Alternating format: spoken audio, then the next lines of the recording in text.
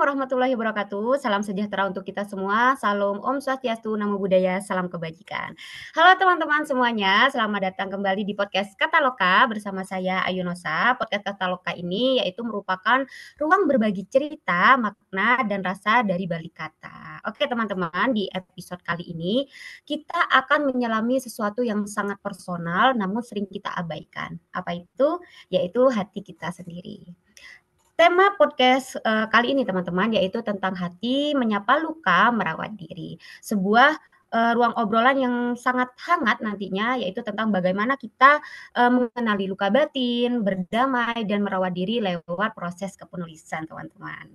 Oke, hari ini saya sangat senang sekali ya karena kita akan kedatangan seorang penulis yang bukan hanya berkisah lewat kata nih teman-teman, tapi beliau ini juga menyentuh sisi terdalam jiwa pembacanya.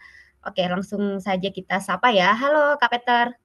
Halo Kak, selamat Oke, pagi, gimana siang, nih sore, kabarnya? aman. Puji Tuhan aman, sehat Oke, terus. selamat selamat datang ya. Kita Iya akan ngobrol bener-bener. banyak nih Kak di episode kali ini. Oke Kak. Oke, sebelum teman-teman mendapatkan insight atau ilmu dari Kak Peter ya teman-teman, boleh nih Kak Peter untuk mengenalkan diri secara singkat nih kepada teman-teman pendengar podcast Kataloka. Oke, siap. Terima kasih Kak. Oke, perkenalan aja singkat.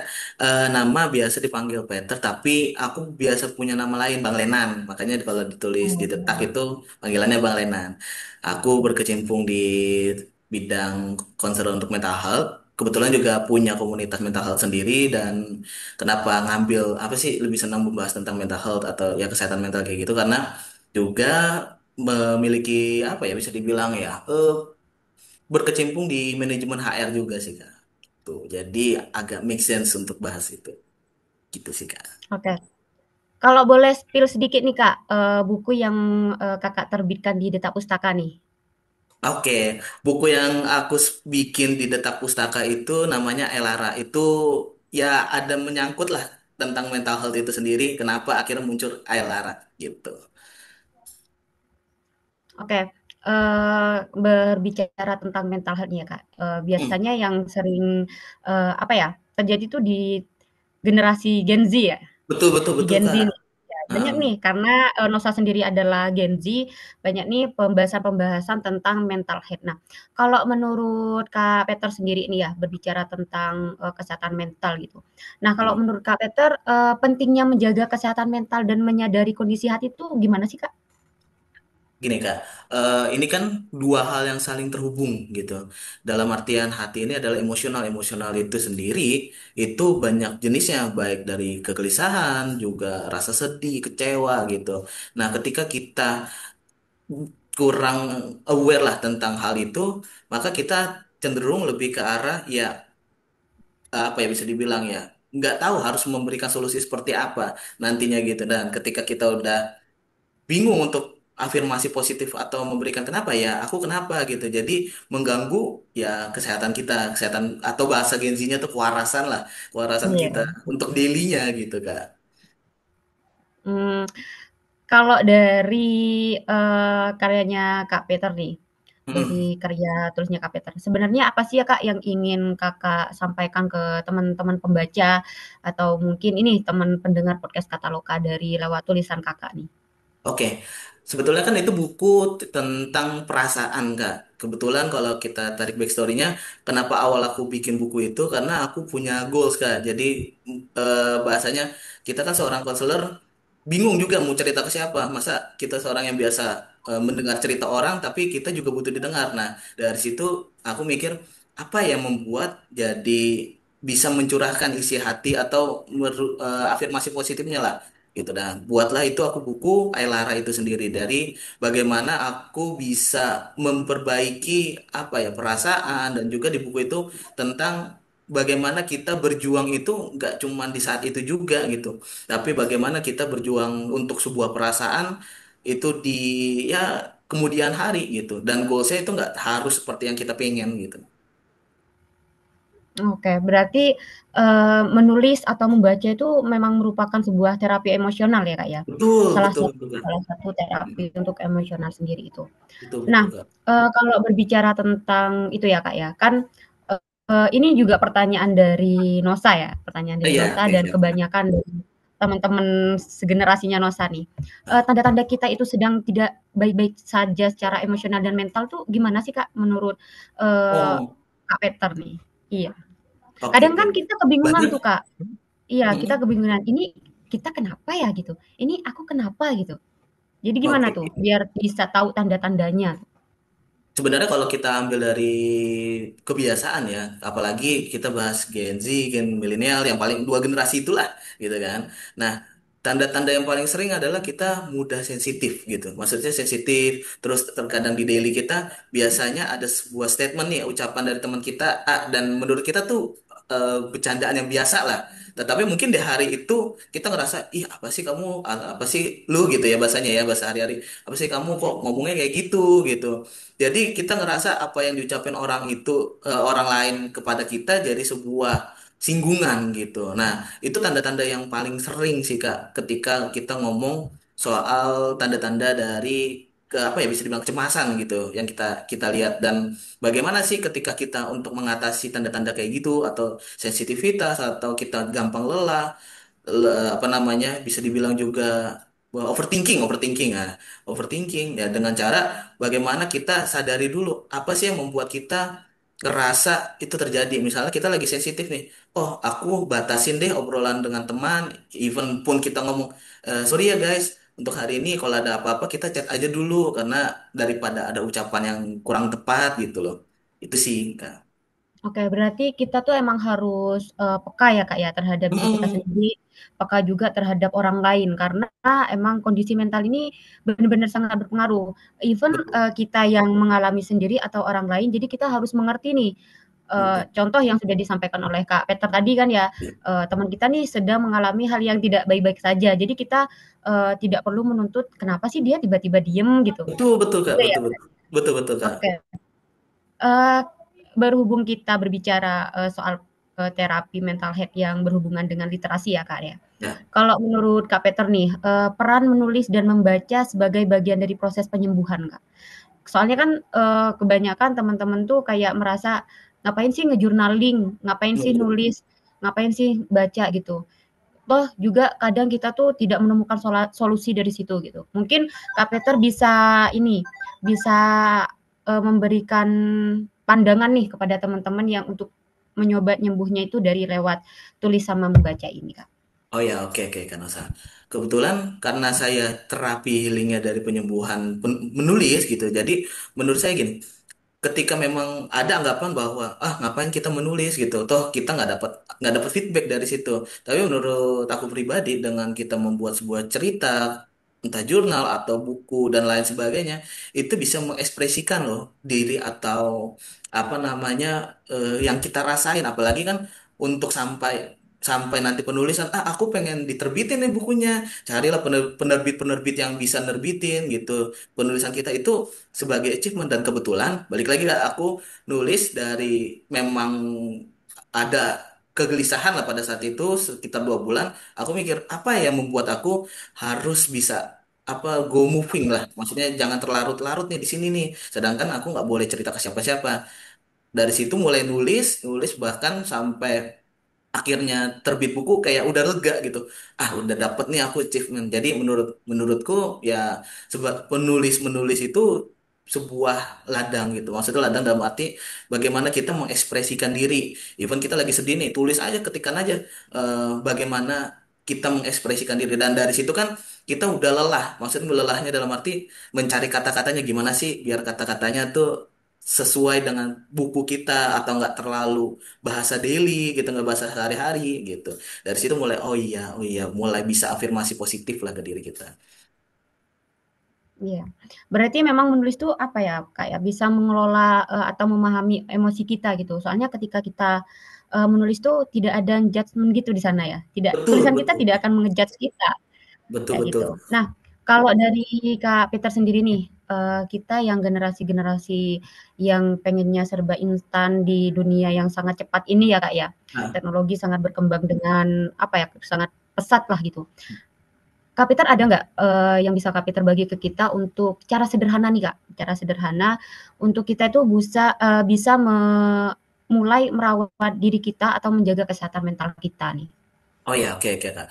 Nah, tadi dari yang di awal aku sempat bicara ngobrolin tentang kita harus jangan menuntut orang lain memahami kita gitu. Dalam artian di kehidupan kita kan mungkin ya tadi ketika kita udah di posisi apa namanya gelisah, rasa nggak enak, nggak nyaman, kita seringkali merasa bahkan yang biasanya memang event di kantor atau organisasi nih, yang memang biasanya diem. Tapi hari itu jadi tiba-tiba kok mereka diemin aku ya. Padahal memang udah seharinya itu, memang udah kebiasaannya di kantor atau di ruangan atau dimanapun nggak ada interaksi lah. Nah dari situ kita harus belajar bahwa jangan terlalu nuntut orang memahami kita gitu. Karena ketika kita menuntut orang untuk memahami kita, apalagi tadi inti pertanyaannya kan di dunia yang cepat dan sibuk gitu. Bagaimana kita harus bisa, oh, refleksi diri dengan cara ya itu yang tadi aku awal sempat sharing. Kalau ketika kita lagi nggak enak mood atau kita lagi nggak bisa interaksi, bilang ke teman aja, sorry itu sih, aku hari ini nggak bisa ngobrol dulu ya. Nanti mungkin makan siang kita ngobrol banyak deh. Karena kalau kita diam atau bahasa Gen Z-nya tuh silent treatment gitu kan, daripada kita silent Iya, treatment, betul. orang akan jadi, ih, lu kenapa sih? Kamu kenapa sih? Akhirnya banyak tuh jadi rumor-rumor kan, si itu kenapa ya diem aja ya? Dan kita jadi malah risih, kenapa sih orang-orang malah malah nanyain kita kenapa, nggak nanyain secara personal. Dari situ kan kebanyakan ingin-inginnya gitu. Daripada jadi kebanyakan ingin dan solusi yang kita dapat nggak ada, lebih baik kita lebih ke arah peka ya. Susah sih kalau dibilang peka, tapi bagaimana juga kita harus apa bahasanya kemauan humanisme. Artinya bagaimana kita tuh di dunia ini nggak sendiri gitu. Banyak orang yang apa ya, ketika kita punya luka, oh yang punya luka tuh nggak cuma aku doang loh yang punya luka, banyak orang yang punya luka gitu. Jadi aku harus bisa aware sama diri aku sendiri gitu Kak. Oke, sangat apa ya, sangat deep banget nih, Kak, sangat masuk banget. Nah, saya jadi penasaran nih, Kak, mungkin teman-teman pendengar podcast Kataloka juga atau mungkin ini nanti akan ditonton oleh pembaca-pembaca karya-karyanya Kak Peter kan ya.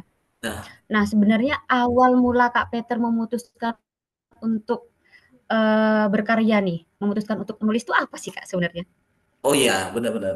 Oke, awal mula aku nulis itu ya kembali ada punya kegelisahan dan aku ngerasa kayak aku biasa dengerin orang cerita loh, aku biasa dan pada saat itu kan butuh namanya fast recovery mental kita kan untuk bisa mendengarkan orang lain. Jangan sampai kita dengerin cerita orang, kita nggak bisa kasih pendapat nih gitu kan.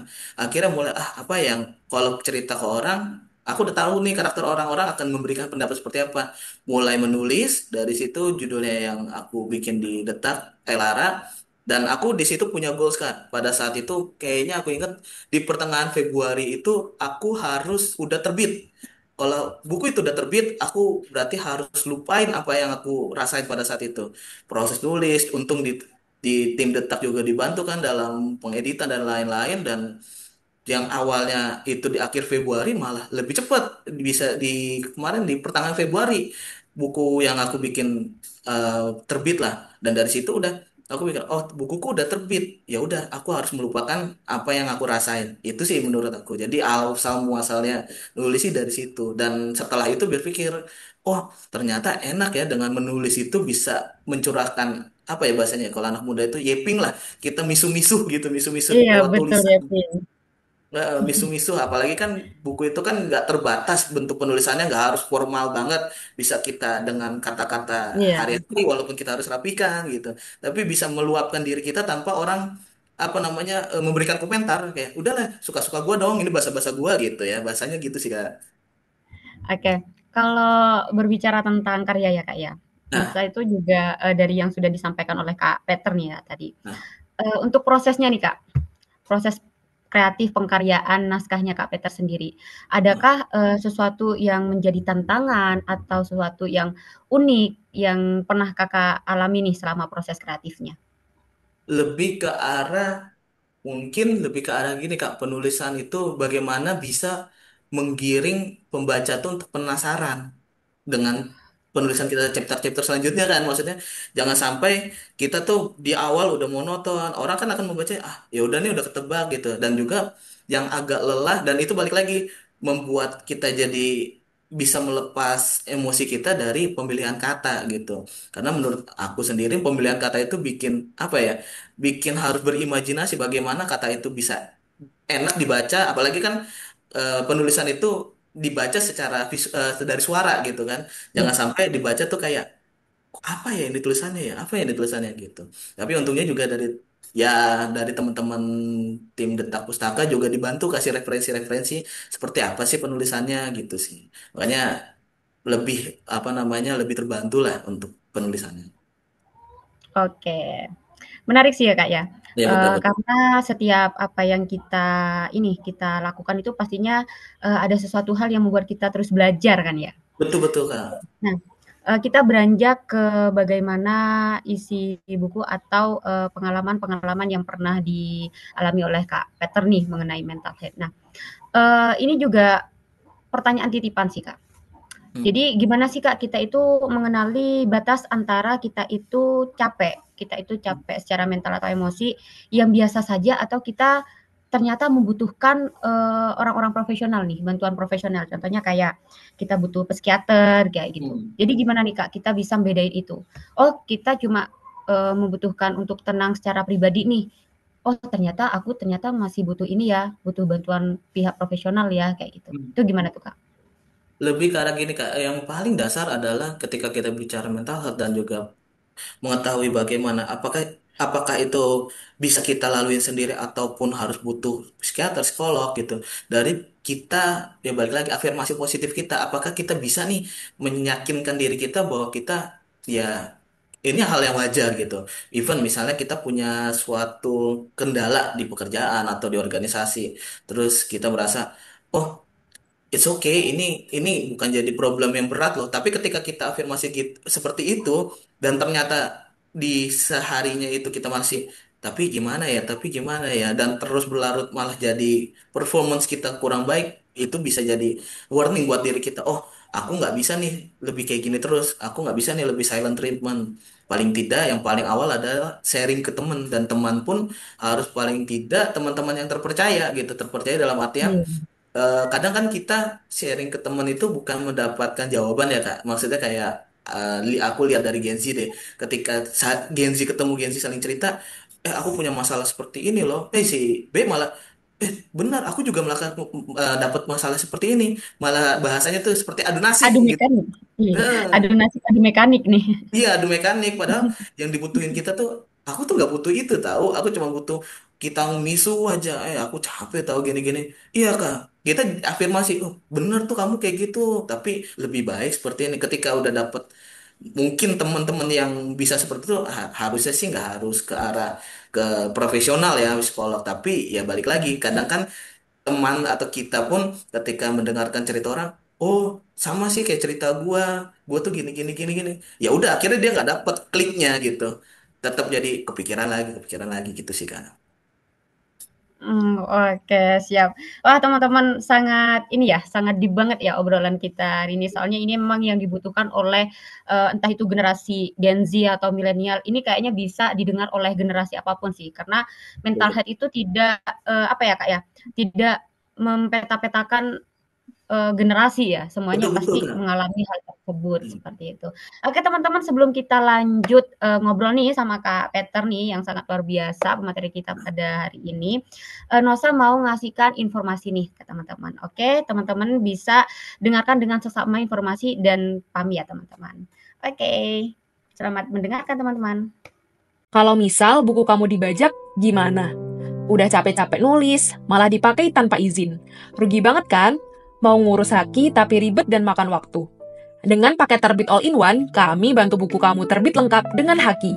Kami siap bantu urus ISBN, layout, editing, desain cover, sampai promosi dan penjualan marketplace. Sebagai penulis, kamu dapat free 15 eksemplar dan royalti 15%. Jangan sampai kelewatan promonya ya. Hubungi kami sekarang. Oke, halo teman-teman, kembali lagi nih sama Nosa di podcast Kata Loka. dengan pemateri keren kita hari ini, yaitu Kak Peter. Kita lanjut nih Kak, eee, Iya, obrolan seru kita tentang mental health ini memang nggak ada habisnya ya. betul betul betul Kak. Setelah yang sudah kita, obrolin tadi nih, Nosa juga penasaran tentang ini Kak, dari Kak Peter.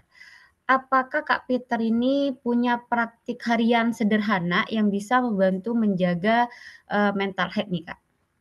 Oke, kebetulan kan aku memang punya sosmed juga. Kebetulan kita di TikTok gitu, namanya House of Hope. Dan di situ nanti ada kontak person yang memang kita terima nih teman-teman yang mau sharing dan juga mau cerita baik itu by WA atau telepon gitu. Nanti kita biasanya hubungi, nanti dari tim kita akan respon dan seperti apa sih nanti mekanismenya, apakah konselingnya mau cerita by WA dan atau by telepon. Intinya aku pribadi mau membuka ruang literasi yang luas lah untuk teman-teman karena kan rata-rata Gen Z atau ya kita poinnya Gen Z lah karena milenial itu kan agak bisa mengendalikan diri gitu dibanding Gen Z yang denger denger lagu pun kadang jadi ikut galau gitu. Iya. Kadang iya kita denger lagu galau jadi tiba-tiba diem galau gitu kan. Nah, itu aku Mood swing membuka. ya Kak ya? Iya mood swing betul ya. Gitu. Oke. Nah, itu kan untuk, apa ya, untuk teman-teman biar bisa, ngobrol nih ya sama Kakak Nah, atau timnya gitu. Yang Nusa tanyakan itu untuk ini Kak, praktik harian sederhana yang dari Kak oh, Peter sendiri, yang dilakukan untuk Kak Peter sendiri, oh, I untuk see, diri I Kak see, I Peter see. sendiri gitu. Oh, aku sih biasanya kalau dari untuk penerapan ke diri sendiri atau praktik diri sendiri ketika lagi di posisi gelisah atau lagi dirasa nggak nyaman gitu, aku lebih baik untuk menghindari publik maksudnya Kak. Ya itu yang aku tadi Mmm, sempat bahas, itu yang aku sering lakuin. Jadi ketika lagi moodnya nggak baik atau lagi nggak bisa berinteraksi, aku lebih baik menghindar dulu. Dan ya syukurnya teman-teman rata-rata udah tahu ketika telepon misalnya terus WA dulu ada apa? Mereka akan berpikir, oh ini orang lagi nggak enak nih moodnya nih. Dan akhirnya udah dia WA. Atau kalau aku secara pribadi karena memang diperlukan untuk dailynya happy terus, entah makan manis atau ya balik lagi menulis gitu kan. Oh aku lagi bingung nih mau makan atau apa. Udah lah nulis aja, nulis cari katanya itu. Ntar akhirnya udah udah capek, udah terlepas secara emosinya dari tulisan itu sendiri. Dan biasanya tuh aku di IG sering banget bikin kayak kutipan-kutipan gitu. Nanti kutipan-kutipan aku kumpulin terus dari situ, that's ah right. lumayan nih kutipannya dibikin buat buku nih gitu. Gitu sih Kak. Oke. Jadi itu ya teman-teman, mungkin bisa jadi referensi buat teman-teman pendengar podcast Kataloka untuk, menerapkan apa yang sudah diterapkan oleh Kak Peter gitu. Hmm, Eee, Nyambung ke dunia literasi ya, Kak, ya. Kalau ya. menurut sudut pandang Kak Peter nih, pentingnya, ruang-ruang literasi dalam mendukung kesehatan mental nih, Kak. Oke, menurut aku sih penting karena balik lagi, terkadang kan apalagi era-era sekarang ketika kita ada masalah, apalagi secara penelitiannya ya Kak, aku kan juga ambil penulisan atau jurnal di situ.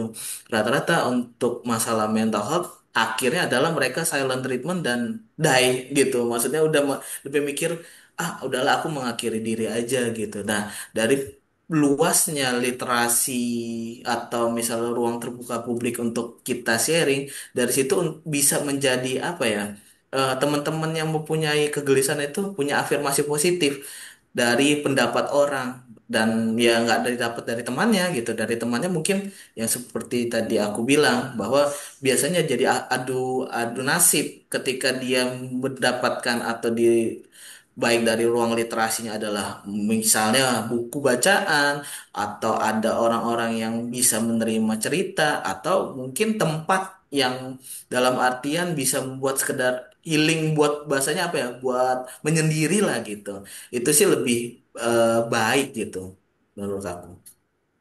Oke, eee, ini Kak, sebelum kita, lebih lanjut nih, ada nggak pesan yang ingin Kak Peter sampaikan ke pendengar kita nih, pendengar podcast nih? Entah itu mengenai kepenulisan, entah itu juga mengenai bagaimana kita itu mengenal diri kita sendiri, menjaga mental kita sendiri, seperti itu. Oke, kalau dari aku pribadi, banyak sebenarnya cara untuk kita mengekspresikan apa namanya emosi kita, emosi dalam artian kegelisahan kita, dan baiknya itu dilimpahkan atau disalurkan dari tulisan, karena menurut aku dari tulisan itu sendiri yang paling aman untuk kita bercerita gitu. Kadang pun kan kita terbitkan buku, orang nggak tahu nih siapa sih Bang Lenan, mukanya seperti apa sih, karakternya seperti apa sih. Jadi kita bisa mencurahkan di situ tanpa orang tahu, ataupun bisa kita secret kan, maksudnya nama siapa, tahu-tahu panggilannya siapa gitu. Yang penting adalah Iya. penyaluran diri kita itu bisa terluapkan, entah dari kita rasa lagi putus cinta nih, atau kita lagi butuh afirmasi misalnya dalam lingkungan keluarga, atau kita dalam lingkungan organisasi, ya kita dari situ aja sih penulisan gitu. Dan ya lebih baik dibandingkan kita harus self reward yang betternya menghabiskan biaya dari self reward, tiba-tiba akhir bulan bengong lagi gitu bahasanya kalau itu ya. Karena udah kehabisan dana ya Kak Peter ya? Betul. Iya, karena ketika kita itu, mengalami sesuatu hal yang menyedihkan, ketika kita tuh larinya ke healing, malah, yang butuh healing, duitnya kita juga keikut healing ya. Iya makanya itu Kak, daripada ke situ mending kita cari yang hariannya, paling tidak ya bisa benar-benar memuaskan diri kita untuk bercerita apapun gitu.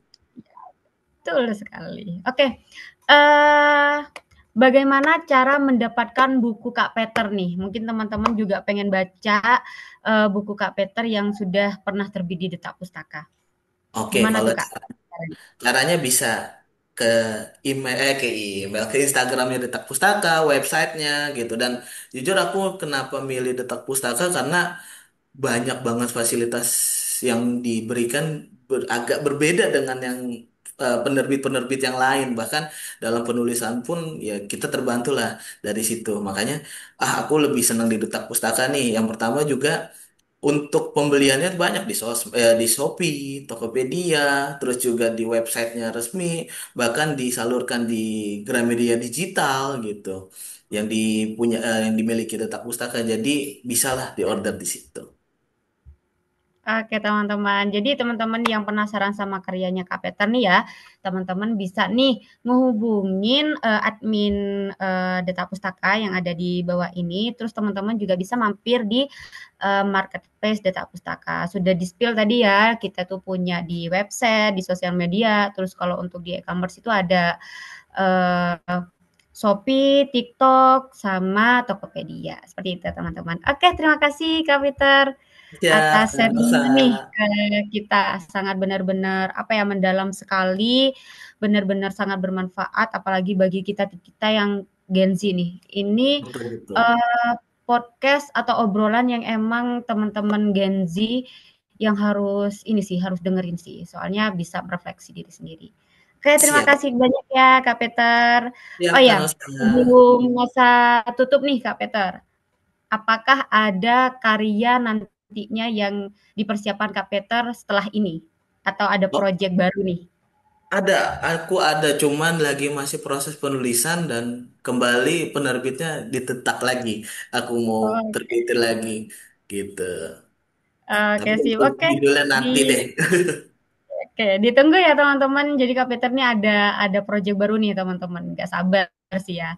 Jadi teman-teman sebelum proyek barunya launching nih, teman-teman harus baca buku sebelumnya nih teman-teman. Siap, Oke, terima kasih ya Kak Peter siap kan, atas Ustaz? obrolan yang hangat banget ini. Jujur Siap. ini sangat menyenangkan sih Kak. Oke, Siap. teman-teman hari ini kita belajar bahwa menyapa luka kita itu bukan berarti kita lemah, tapi justru kita itu apa ya? Ini adalah bentuk langkah pertama untuk kita itu bisa benar-benar kuat terhadap diri kita sendiri. Semoga dari episode ini teman-teman itu bisa lebih berani memeluk hati sendiri dan mungkin menemukan jalan pulang lewat menulis. Oke, jangan lupa like, komen, dan subscribe agar teman-teman tidak ketinggalan episode-episode inspiratif lainnya. Sampai jumpa di episode selanjutnya. Tetap jaga hati, rawat diri, dan terus menulis dengan cinta.